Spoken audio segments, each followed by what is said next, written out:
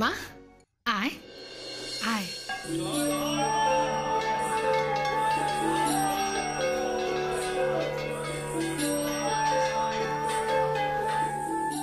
মা রে, এই তোর পুজোর বেদি। আয় মা, বসবি? আয় আয়।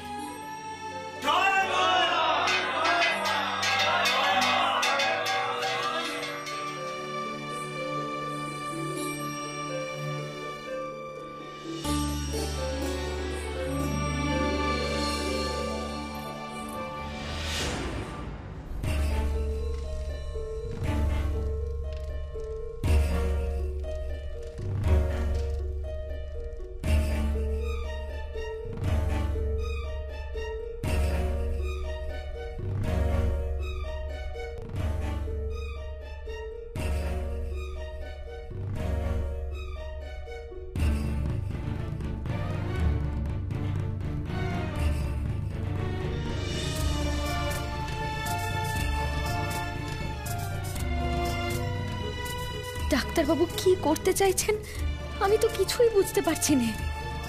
উনি পারবেন তো এত লোকের সামনে দিয়ে আমাকে নিয়ে যেতে? পারবেন তো আমাকে বড় সাহেবের কাছে পৌঁছে দিতে?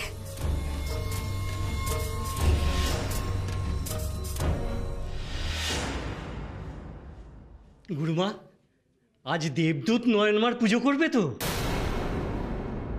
হ্যাঁ বাবা, দেবদূত যে নয়নের মাহাত্ম্য মেনে নিয়েছে, এতে আমি বড় খুশি।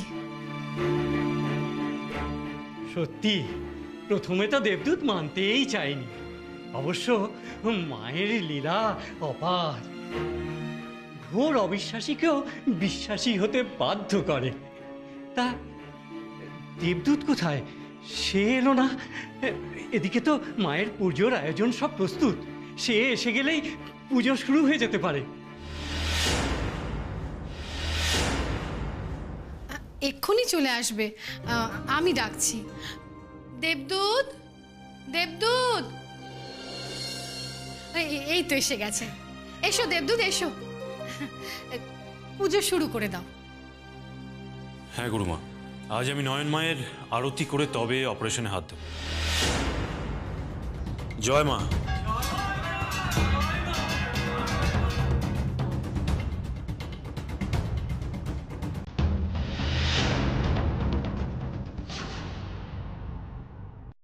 কথাটা তোমাকে বলতেই হবে দিদি। কি হয়েছে গো? হ্যাঁ কাকিমণি, তোমার চেঁচামেচি শুনছি। ও মা বিরক্ত করছে তাই না? আচ্ছা সত্যি আপনি এই অবস্থাতে থামবেন না? না না না রঙ্গনা, দিদি আমার বিরক্ত করেনি। তুমি চুপ করো তো। আমি দেখতে পাচ্ছি মা তোমাকে বিরক্ত করছে, আর তুমি বলছো বিরক্ত করেনি। এই জন্যই সবাই তোমার ভালো মানুষের সুযোগ নেয়, জানো তো? দেখতে পাচ্ছ তো এই বাড়িতে কেউ ভালো নেই। তুমি প্লিজ চলো তো, এসো। না না শোন, আমি কোনো কথা শুনবো না, তোমার রেস্ট নেওয়া দরকার। দি বাবা, রঙ্গনা এক মিনিট আমার এসো।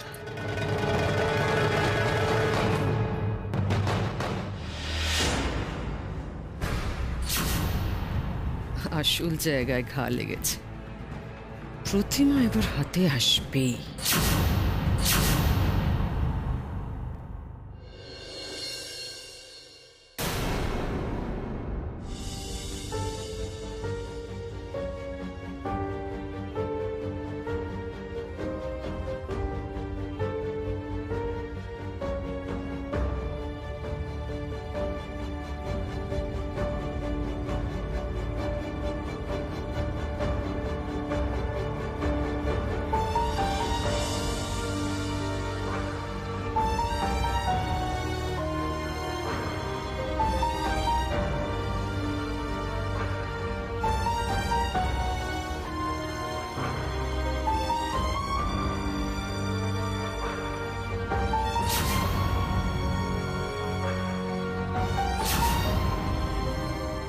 ডাক্তারবাবু তো কিছুই বলছেন না, তখন থেকে পুজোই করে যাচ্ছেন।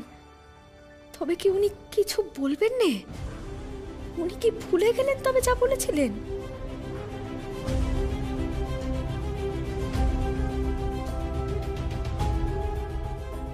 আরতি শেষ, এবার আপনারা প্রদীপের আঁচ নিন। গুরুমা, সকলকে মঙ্গলদীপের আঁচ দিন। হ্যাঁ, নিন আসুন।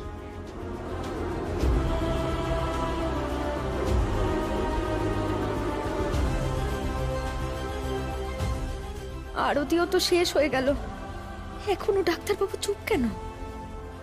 তবে কি আমার ভয়টাই সত্যি হবে? আমাকে এখানেই আটকা পড়ে থাকতে হবে? না না, মা বিশালাক্ষী, সহায় হ মা, সহায় হ।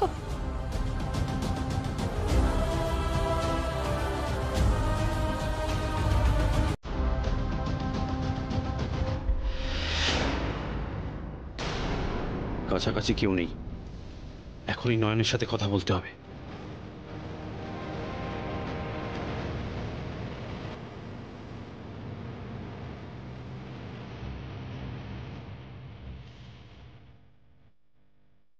নয়ন, আজ আপনার চোখের অপারেশন করবো আমি। কোনো কথা বলবেন না, যেটা বলছি মন দিয়ে শুনুন ভালো করে। আজকে আপনার অপারেশনটা করতেই হবে, আমাকে করতেই হবে। তার জন্য আমি ঠিক যেমন যেমন আপনাকে বলবো আপনি তেমন তেমন করবেন, মনে থাকবে তো?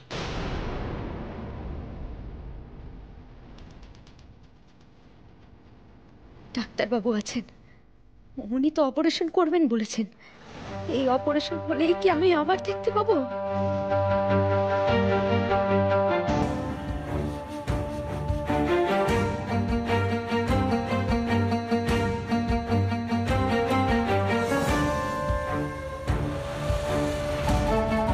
গুরুমা,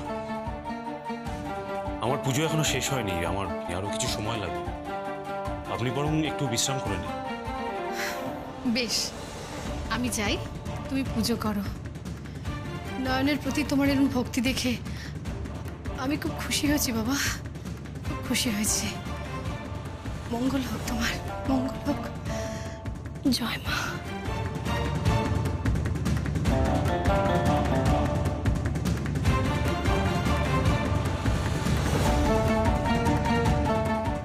সত্যি দেবদূত আজ খুব ভক্তি ভরে পুজো করছে। ওর মনে হচ্ছে অনেক সময় লাগবে। আমরা বরং যাই। হ্যাঁ, এসো।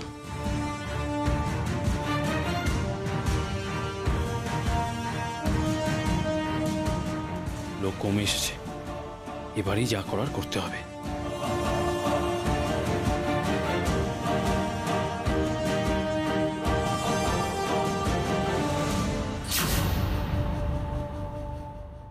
যা ডোজ পড়েছে না, প্রতিমা আমার কাছে আসতে বাধ্য হবে, আমার দলে আসতে বাধ্য হবে।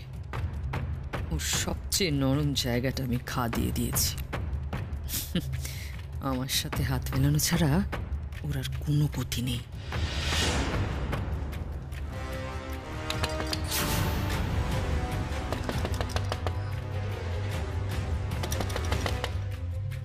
যার অপেক্ষা করছিলাম মনে হচ্ছে সেই এলো।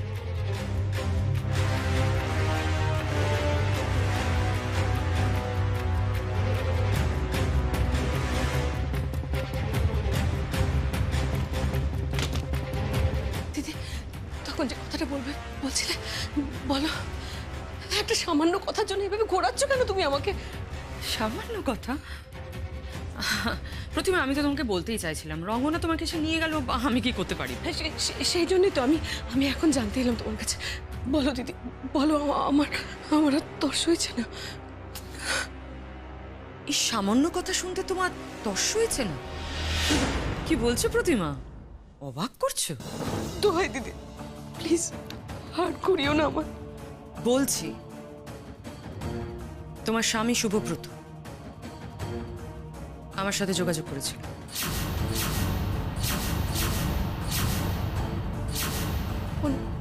নিজে তোমাকে ফোন করেছিল? হ্যাঁ, শুভব্রত নিজে আমায় বলেছে। কি কি বলেছে দিদি? কি বলেছে তোমার? দ্বিতীয় বউকে নিয়ে তো একেবারে নাজেহাল অবস্থা, হাঁড়ির হাল করে ছেড়েছে ওর। গলাটা খুব ক্লান্ত লাগছিল জানো। দ্বিতীয় বউকে ছেড়ে ও তোমার কাছে ফিরে আসতে চায় প্রতিমা।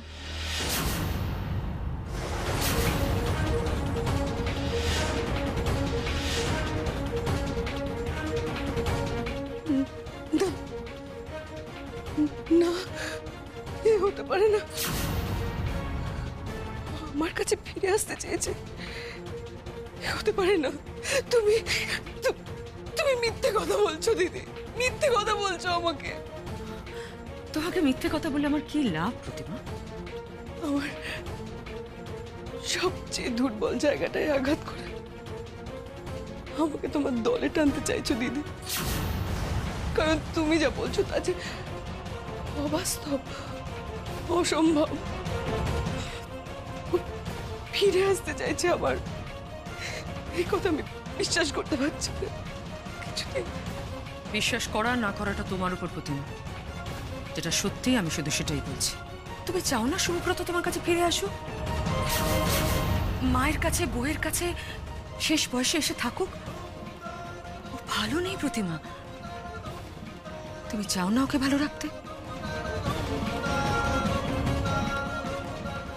আচ্ছা, ও যদি ফিরেই আসতে চাইবে তাহলে মাকে একবার জানানো না কেন বলো? আমাকে না জানাক, মাকে তো বলতে পারতো। লজ্জা পেয়েছে প্রতিমা, এটুকু তো বোঝো। অপরাধ বোধ থেকে তোমাকে আর মাকেও ও কিছু বলতেই পারিনি। দেখো, তুমি যদি চাও, মানে তুমি যদি চাও, আমি তাহলে শুভব্রতর সঙ্গে কথা বলতে পারি প্রতিমা। তোমার সমস্ত দুঃখ ঘুচে যাবে, তুমি সুখে শান্তিতে আবার সংসার করতে পারবে। যে স্বপ্ন তুমি এতদিন দেখেছো সেই স্বপ্ন তোমার পূরণ হবে প্রতিমা।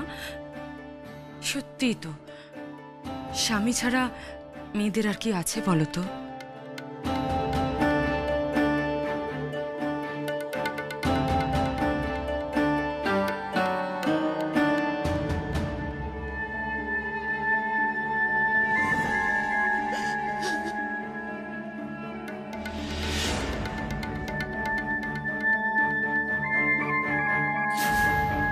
পাখি ফাঁদে পড়েছে। প্রতিমা, প্রতিমা, তোমার এতদিনের অপূর্ণ স্বপ্ন পূরণ হতে চলেছে। তুমি আবার সুখে শান্তিতে সংসার করতে পারবে। তার বদলে শুধু আমার একটা ছোট্ট কাজ করে দিতে হবে। রাজি?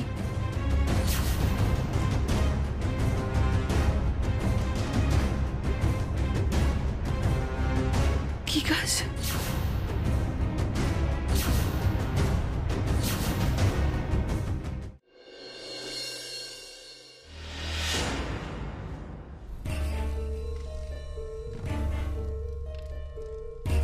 আমার পুজো শেষ, আপনারা চাইলে এখন মাকে প্রণাম করে নিতে পারেন।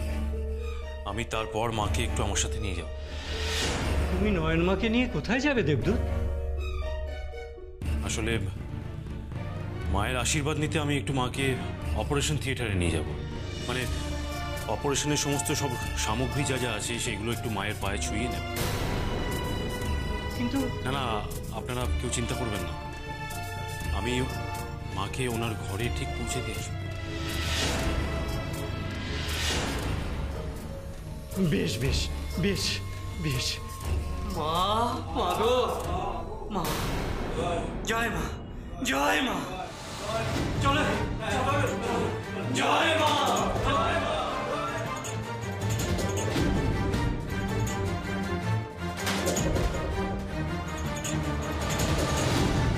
নয়ন, এবার উঠুন, আমাদের যেতে হবে। চলুন, সাবধানে আসুন, সোজা। সাবধানে চলুন, আমি এখন আপনাকে ওটিতে নিয়ে যাব। চলুন, এপাশে এপাশে, সাবধান, আস্তে আস্তে, এদিকে আসুন, আসুন আসুন, এখানে দাঁড়ান। নয়ন, আজই আমি আপনার চোখের অপারেশন করব। আজই না? হ্যাঁ, কারণ যত দেরি হবে তত ওরা আপনাকে দেবীতে পরিণত করবে আরো। আর আপনাকে আপনার ভক্তের ইচ্ছাধীন হতে বাধ্য হতে হবে। আর এতগুলো ভক্তের ইচ্ছের বিরুদ্ধে আপনি এখান থেকে বেরোতে পারবেন না নয়। তাই আজকেই আমাকে অপারেশনটা করতে হবে। না না, আমাকে এখান থেকে যেতেই হবে, আমাকে বড় সাহেবের কাছে যেতে হবে। তার জন্য আপনি যা ভালো বোঝেন তাই করুন ডাক্তারবাবু। ওকে, গুড। দেখুন নয়ন, আমি দুটো কারণে আপনার অপারেশনটা খুব তড়িঘড়ি করতে চাইছি। দুটো কারণে? হ্যাঁ, প্রথম কারণ হলো চোখের অপারেশনের পর আপনার চোখে ব্যান্ডেজ বাঁধা থাকবে, আর সেই অবস্থায় আপনাকে ওরা দেবীর আসনে বসাতে পারবে না। কিন্তু তার জন্য তো আপনাকে অনেক গালমন্দ শুনতে হবে ডাক্তারবাবু। শুনতে হলে হবে, কিন্তু এখানে যেটা হচ্ছে সেটা আমি চলতে দিতে পারি না নয়। আর ভালো কাজের জন্য নয় দুটো বাজে কথা শুনলামই, তাতে কি? আর দ্বিতীয় কারণটা? আর দ্বিতীয় কারণটা হলো অপারেশনের পর আপনি আবার দেখতে পাবেন। তারপর আপনি আমাকে রাস্তা চিনিয়ে দিতে পারবেন, তখন আমি আপনার স্বামীর কাছে আপনাকে পৌঁছে দিতে পারবো। এই কি করছেন? উঠুন। লোকে আমাকে দেবী বলছে, কিন্তু আপনি যে আমার ভগবান। না না নয়ন, এরকম বলবেন না প্লিজ, এরকম বলবেন না। দেখুন, মানুষকে ভগবান বানানোর যে কি যন্ত্রণা সেটা তো আপনি নিজে দেখছেন। মানুষ তো তাকেই ভগবান বানান যার দয়ায় মানুষের মনোবাসনা পূর্ণ হয়। আর আপনার দয়াতেই তো আমার মনোবাসনা পূর্ণ হতে চলেছে ডাক্তারবাবু। আমি আবার দেখতে পাবো, আমার বড় সাহেবের কাছে যেতে পারবো, আমি বড় সাহেবকে দেখতে পাবো। তাহলে আপনি আমার ভগবান নন তো কি বলুন তো?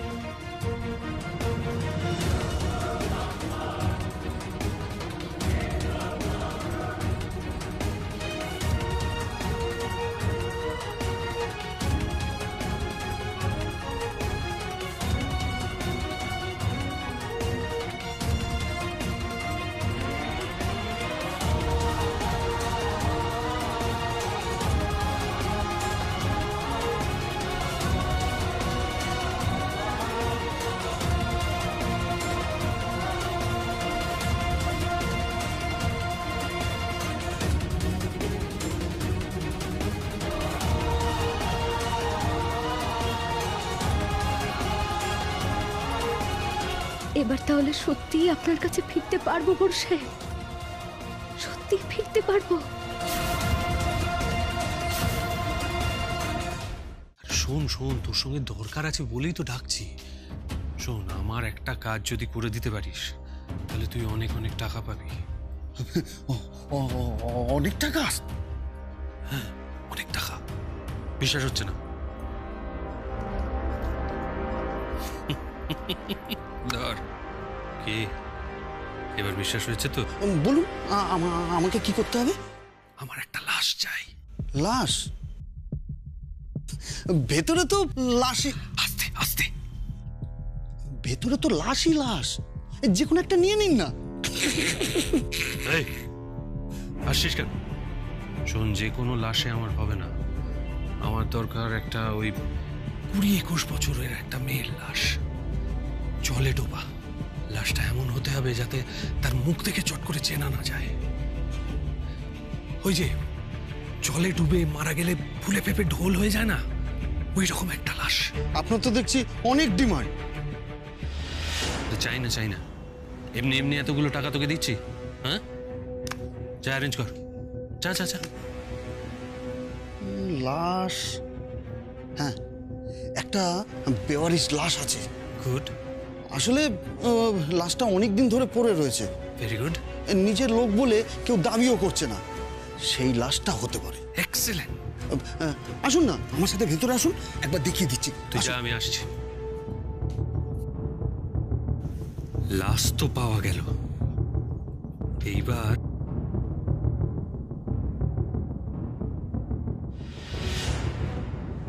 এই ড্রেসটা শুধু একটু জলে ভিজিয়ে কিছু জায়গা ছিঁড়ে ফুঁড়ে দিয়ে লাশের সাথে পাওয়া গেছে বলে চালিয়ে দিতে হবে। ব্যাস, তাহলেই প্রুফ হয়ে যাবে যে এটাই নয়ন।